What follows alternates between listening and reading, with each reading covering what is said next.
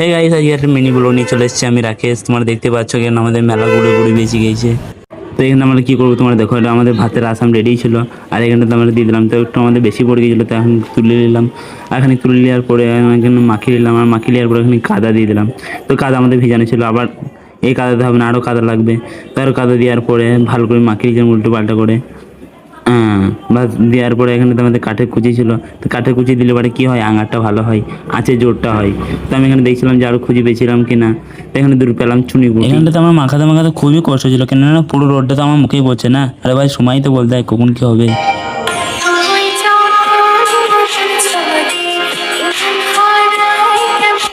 আমার 2 পিস বস্তা লাগবে, সেই ফাড়ছিলাম। তখন আমি কী করবো ভাবছিলাম, এদের সাল গায়ে বিরাট বল, তা ছেঁড়া যাচ্ছে না রে। তো এখানটাতে কোনো রকম এটাকে ফেটেছিলাম, আর এটা ফাড়া হয়ে গিয়েছিলো।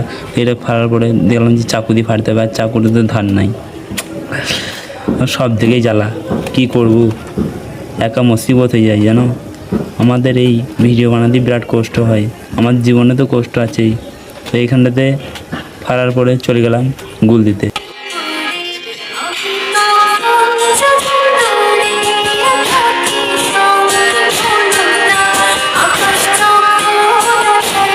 আমার জীবনে আমি কম মেহনত করিনি, অনেক রকম মেহনত করেছি, কিন্তু কোনো ফল পাইনি। আজকে থেকে এই মেহনত করে কী পাই আমি ছিলাম মনে করি যে আমাদের জীবনে কষ্ট, ব্যাটা ছেলেদের জীবনে কি কষ্ট নাই? তোমাদের দেখতে পাচ্ছ, হ্যাঁ কিনা? এর কী করছিলাম আমি, এত মেহনত করে করছিলাম।